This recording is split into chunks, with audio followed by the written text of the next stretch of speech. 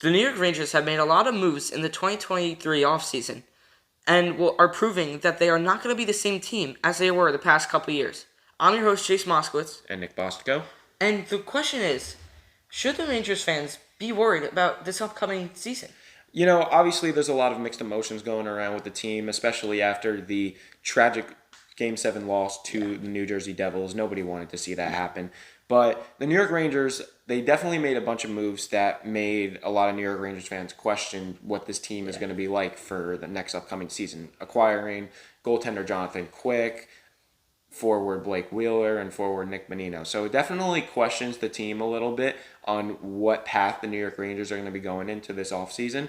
But I think the number one thing that we are going to see from this team is that it's going to be a less gritness team and more of like a constructive team, because obviously one of the big problems was our superstars not performing in high key situations throughout the season. And I feel like that's when New York Rangers fans really said, oh, something's not right with this team, and it's more of just a group of all-stars rather than a team. So another question to back that up is, did the Rangers rush a rebuild?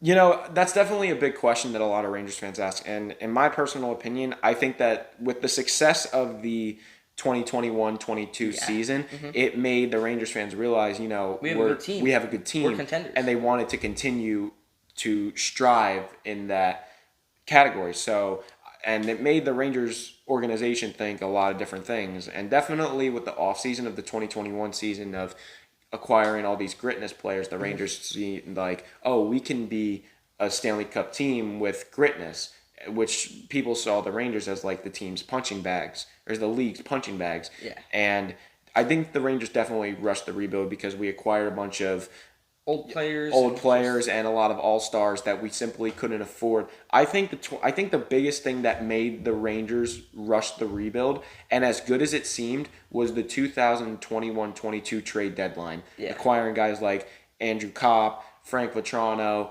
and guys like Tyler Mott and Justin Braun. They really contributed to the team, and that's when I think the Rangers really strived in the Stanley Cup final. But another thing, I'm in the Stanley Cup playoffs. But another thing I think the Rangers that caused the problem was the injured goaltenders from the 2022 Stanley Cup playoffs. The Rangers faced guys like third stringers. They faced Louis Domingue and the other Pittsburgh Penguins backup. They faced Antti Ranta, former Ranger, against the Carolina Hurricanes. And then they got a reality check when they played the Tampa Bay Lightning in the Stanley Cup conference finals. Yeah. So to wrap it up, do you see the Rangers making the playoffs? I don't see the Rangers going very far in the playoffs. I think that with the way the Metro is playing out, Carolina or the Devils are in a dogfight for that top spot.